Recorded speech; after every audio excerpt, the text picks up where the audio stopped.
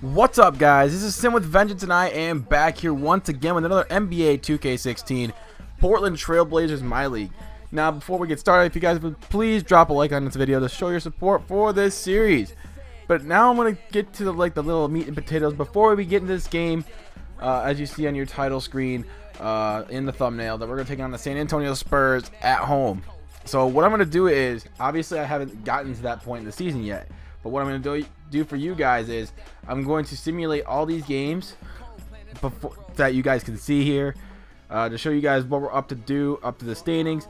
I'm not going to play every game. 82 games is a lot to play, especially on 10-minute quarters and stuff like that. So every game would take like an hour, and I don't have that type of time to commit to playing all 82 games as much as I would love to. If you guys are okay with that, great, let me know. And if you're not, if you guys don't want to really see this kind of stuff, then you know, let me know. I'm always open for feedback and stuff like that. So we're gonna simulate through this date here, and obviously we're gonna run into a lot of stuff along the way, like trade requests. This time we have Mo Williams and Spencer Hawes for Vonleh and Al-Farouq Aminu. I'm gonna decline that trade because I do not want to trade. We got 2 losses, right? 3 losses. Oh my. Okay, so we're 3-3. So now we got Shabazz Muhammad and Nikolai Pekovic for Chris Kaman and Myers Leonard. I'm gonna have to again decline that trade. There's gonna be a lot of trade requests along the way, so do not freak out over something like that if I decline a lot of these trades. So now we're gonna go straight to the standings here. We're gonna go by division, and obviously you got the Oklahoma City Thunder sitting at 6-2, the T-Wolves at 5-2, the Utah Jazz at 4-3, the Blazers at 3-5, the Denver Nuggets at 2-5.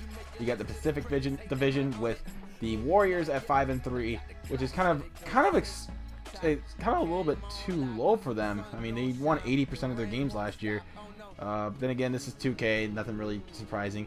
The LA Clippers at 4-3, the Suns at 4-3, the Lakers 2-5, and the Kings 1-7. And then you got the Southwest Division. You got the Rockets at 5-2, the Spurs 5-2, the Pelicans at 4-3, the Memphis Grizzlies 2-6, and the Mavericks at 1-6. And this is surprising as well because every single team from this division made the playoffs last year. So kind of a little bit surprising to see the teams like that struggle like that. So now we're going to go to the East. We're going to be the Atlantic, and the Knicks. The Knicks are 5-3, guys. The Knicks are 5-3. Celtics 4-2. You got the Brooklyn Nets at 4-3. The Raptors 2-6, which is really shocking because a lot of people expect them to be, of course, really good. And you got the 76ers still without a win.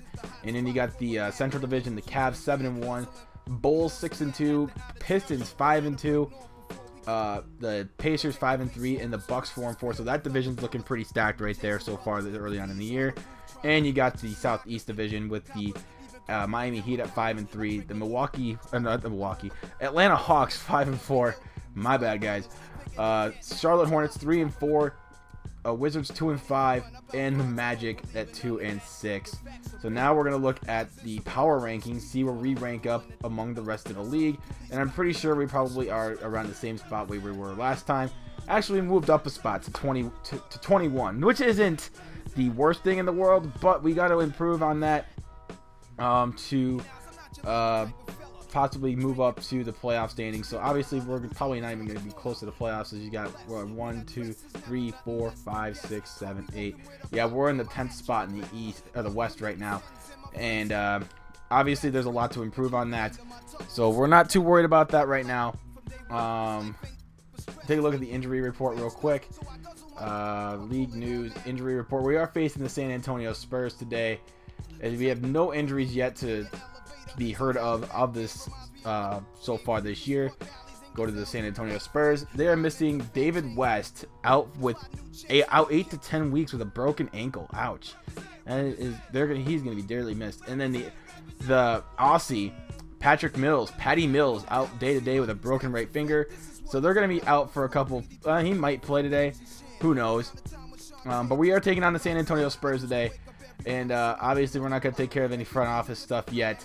We're not quite there yet. But anyway, I hope you guys enjoyed the little pregame. I will see you guys in the game against the San Antonio Spurs. Hello, everybody. Ernie Johnson here alongside Shaquille O'Neal and Kenny the Jet Smith. Welcome to the NBA on 2K Sports. Tonight, it'll be the San Antonio Spurs going up against the Portland Trail Blazers at Moda Center. For Portland, they've had some struggles so far in the early part of the season, but they've been modifying their approach and their game plan each time out. While they haven't seen the hard work pay off yet, this is a team that's vocalized their dedication to doing whatever it takes to continue to improve.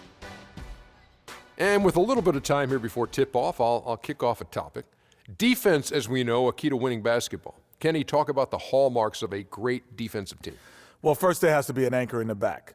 And if you have an anchor in the back, then all of a sudden you can start with containing the basketball and denying those open lanes, because you know if they try to get to the rim, the anchor is back there. And after that, it's all about getting your hands up and making sure you contest every single shot. And your anchor has to be a great communicator. He has to talk, help his teammates, make those extra plays like, hey, move, slide your feet, Ernie, pass the ball, give it back to Kenny, hey, watch out, he's cutting through. Oh, you got me moving. Ernie. You got me moving. Communication's the big key, Ernie. You see, he was the anchor, and I started Hands up, moving. Kenny, slide down, yeah, rotate, oh, yeah, get the three. See? Yeah. As soon as he started talking, I just went. It just, man. Two great defenders right there. Kevin Harlan, take it away. What's up, guys? We're here again here at the Moda Center here against the San Antonio Spurs as we are looking to come out with a win. We have been struggling so far this season. As you see, if you looked at the pregame, we are not looking good. We have lost more games than we have won so far.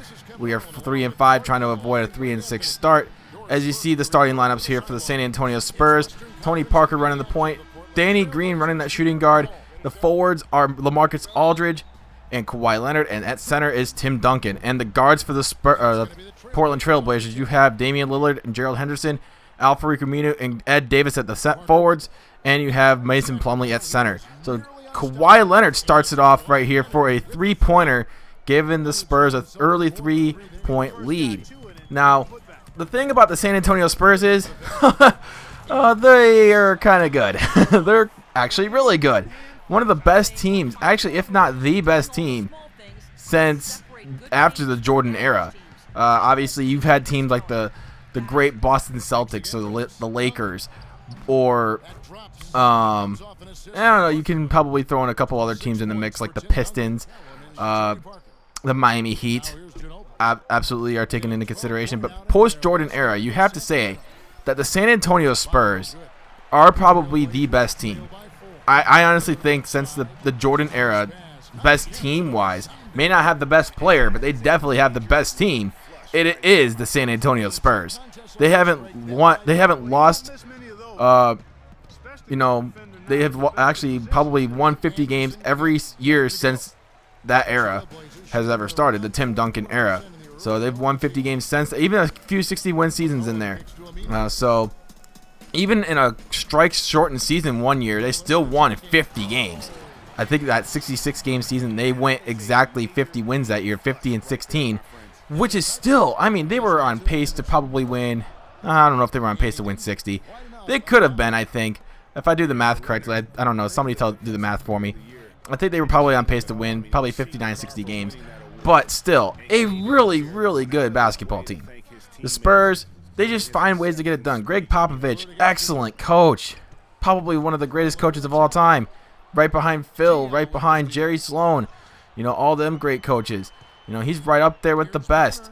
As you see again, the Spurs just continuing to dominate so far in this game, up by 7. And every time we've seen them catch up, the Spurs just find a way to pull away again. You see Boris Diaw misses on that play. It was a good-looking shot. He was wide open. Thought he would have made that. But here's Damian Lillard doing a little crossover, back over, hits the jumper right before halftime. Damian Lillard's got game. He can probably take Tony Parker to school 1v1. But as you see right here, it takes a little bit of teamwork for Tony Parker to get open. He's a little bit older. He still finds ways to get it done, though. He's very slithery and smooth through the paint. He can shoot the ball as well. He's getting better at his jump shot later on in his career, which a lot of players need that. So you see right here, off to Timmer. And Timmer gets the bucket, making it a 9-point game. The Spurs looking really good offensively. And not so much the Spurs. They get a few contributions here from Damien Lillard, but they need more than that. That's the problem with this team. They need more than just Damien Lillard to score. As you see Damien Lillard trying to do it by himself, kicks it out to Al-Farouq Aminu, back to Damien Lillard. Damian Lillard going inside, back out, Gerald Henderson in, and he gets the bucket for 3. And it's a 5-point game here in the third quarter. This game's going pretty fast, I know. But you see, Mason Plumlee actually hits a free throw right there. So surprise, surprise. His free throw rating in this game isn't really good, but we come up with the steal. Ed Davis pokes it loose, and he gets the and-1, making it a 3-point game. Let's see if he can make the free throw.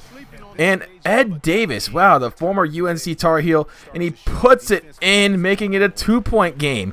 Nice play by Ed Davis. I didn't think he could poke the ball away from somebody as smooth and smooth operator like Tony Parker. But you see on the fast break, little pop, stop and pop, no good. Here's Ed Davis crashing the boards, and he ties the game up at 71 as we're nearing the end of the game. Now later on, 73-all. Here is Tim Duncan going inside, and he gets the bucket. Timmy Duncan, Mr. Fundamentals himself. He is probably the most fundamentally sound basketball player of all time. He is just that smooth. But you see Tony Parker just going through the lane, does not give a single crap about anything. Just goes like, hey, this is my paint. So you see right here, 82-78. Tony Parker again finding Danny Green. He has the smoothest stroke in the game, and he gets that one to go. 84-78. The Spurs are starting to pull away here, but we're keeping it close. You know, we're fighting still. We've got to keep fighting. But you see Mason Plumlee with the throwdown, making it a 2-point game here in the Moda Center. This has actually been a really good game so far. So no, 92-90, just under a minute to go here. Let's see if we can make a stop. And here's Danny Green going through the lane, and he gets the bucket. And that one's pretty much going to wrap this one up, ladies and gentlemen, as we had to go to the penalty to resort to try and keep it within reach, but it didn't really work out. As you see, we make a 3 from CJ McCollum in the last second, but it really doesn't matter.